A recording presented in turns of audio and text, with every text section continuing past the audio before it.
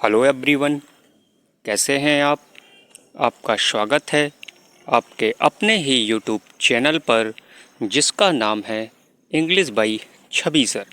तो दोस्तों, आज मैं डिस्कस करने जा रहा हूं कंपाउंड सेंटेंस में रूल नंबर 4 रिलेटिव कंजंक्शन को, रूल नंबर 5 रिलेटिव प्रोनाउन को, रूल नंबर 6 रिलेटिव एडवर्ब को।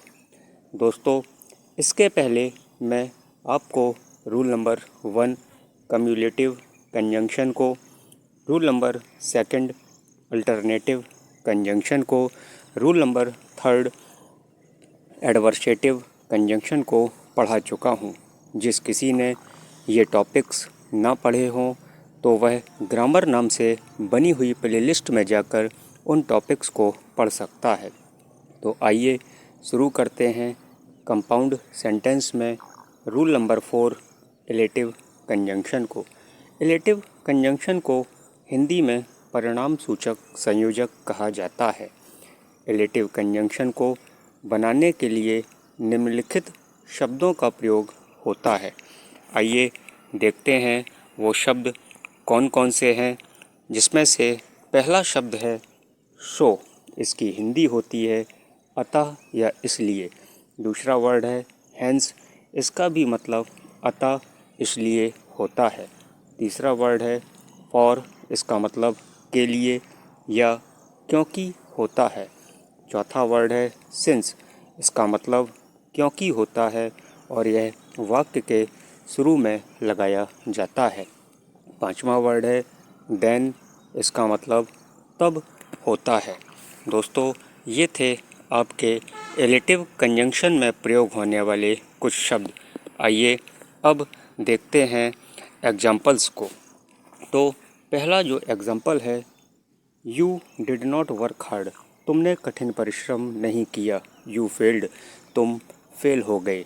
तो तुमने कठिन परिश्रम नहीं किया, सो इसलिए तुम फेल हो गए।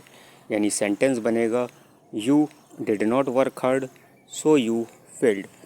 जब सो से सेंटेंस बन सकता है तो दोस्तों हैंस का प्रयोग करके भी सेंटेंस बनाया जा सकता है, क्योंकि इसका भी मतलब अतः या इसलिए होता है। देखते हैं, you did not work hard.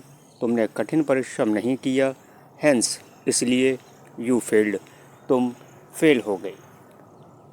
अब पीछे के सेंटेंस को आगे रखते हैं और आगे के सेंटेंस को पीछे रखते हैं। बीच में रिलेटिव कंजंक्शन फॉर का यूज करके सेंटेंस बना देंगे, क्योंकि फॉर का जो मतलब होता है वो क्योंकि से निकलता है। देखते हैं, यू फेल्ड। तुम फेल हो गए। फॉर क्योंकि you did not work hard. तुमने कठिन परिश्रम नहीं किया था। सिंस से भी बन जाएगा। सिंस का मतलब क्योंकि होता है। इसे वाक्य के शुरू में लगाते हैं। लेट्स सी, देखते हैं, since you did not work hard. क्योंकि तुमने कठिन परिश्रम नहीं किया, कॉमा लगाएंगे, यू फेल्ड। तुम फेल हो गए। दोस्तों, अब चलते हैं रूल नंबर 5 रिलेटिव प्रोनाउन पर।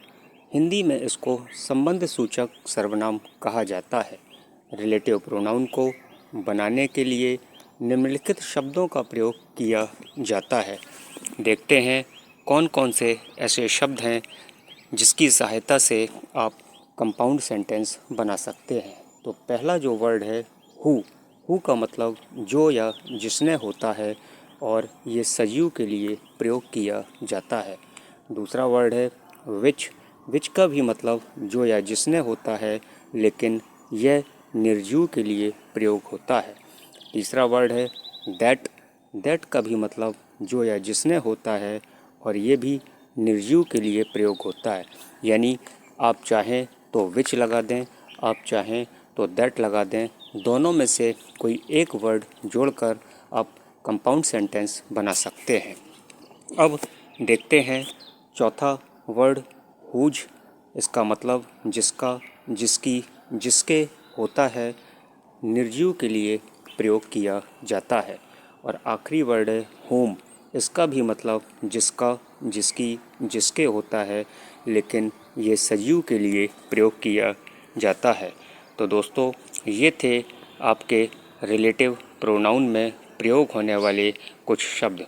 आइए अब एग्जाम्पल के माध्यम से समझने की कोशिश करते हैं। पहला एग्जाम्पल है आई शॉ अ मैन, मैंने एक आदमी देखा। द मैन वॉज वीपिंग, आदमी रो रहा था। तो जब आपने आदमी देखा और आदमी रो रहा था यानी आदमी सजीव है, तो हिंदी में अर्थ निकालिए कि मैंने एक आदमी देखा जो रो रहा था। तो जो सजीव के लिए हु में प्रयोग होता है, तो द मैन की जगह आप हु का प्रयोग कर देंगे और सेंटेंस बना देंगे I saw a man who was weeping, मैंने एक आदमी देखा जो रो रहा था। दूसरा सेंटेंस देखते हैं, सी शॉ अ चेयर, उसने एक कुर्सी देखी। द चेयर वॉज प्रेटी, और जो कुर्सी थी वो प्रेटी थी, मतलब सुंदर थी। तो दोस्तों चेयर निर्जीव के लिए प्रयोग किया जाता है, तो विच या दैट का प्रयोग करेंगे द चेयर की जगह। सेंटेंस बन जाएगा सी शॉ अ चेयर, उसने एक चेयर देखी, कुर्सी देखी जो प्रेटी थी यानी जो सुंदर थी। दोस्तों एक एग्जांपल और समझते हैं। आई मेट अ बॉय, मैं एक लड़के से मिला। His mother is a doctor, उसकी माँ डॉक्टर हैं। यानी जब आप किसी लड़के से मिले और उसकी माँ डॉक्टर हैं, तो ये सेंटेंस आपका सजीव है, यानी उसकी माँ सजीव है। तो हुम का प्रयोग करेंगे हिज की जगह। तो सेंटेंस बनेगा आई मेट अ बॉय, मैं एक लड़के से मिला। होम का मतलब था जिसका, जिसकी, जिसके। तो अर्थ निकालिए जिसकी माँ एक डॉक्टर है, तो home mother is a doctor. तो दोस्तों ये था आपका रिलेटिव प्रोनाउन रूल नंबर 5। अब बात करते हैं आपके रूल नंबर 6 की, यानी आज रूल नंबर 3 है, वैसे रूल नंबर 6 है। रिलेटिव एडवर्ब, इसको हिंदी में कहते हैं संबंध सूचक क्रिया विशेषण।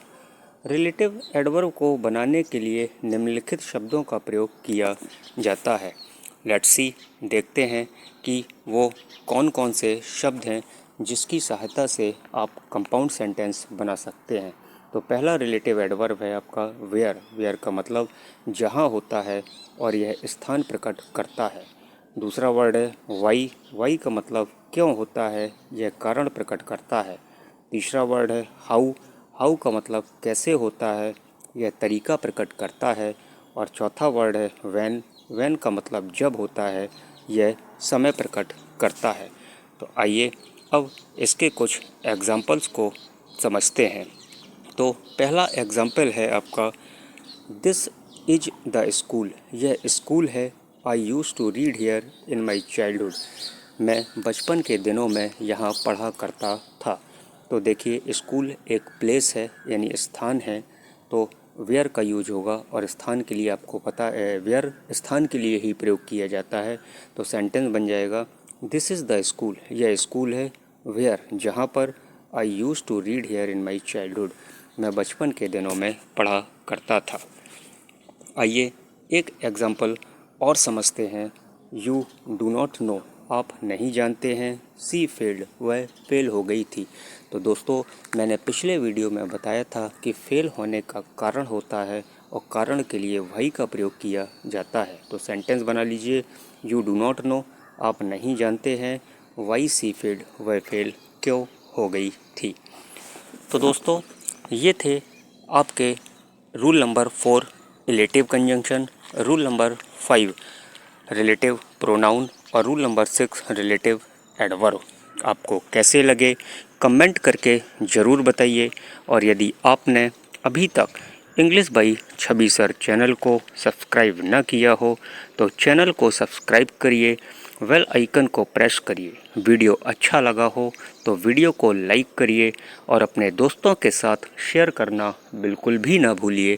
Thank you for watching.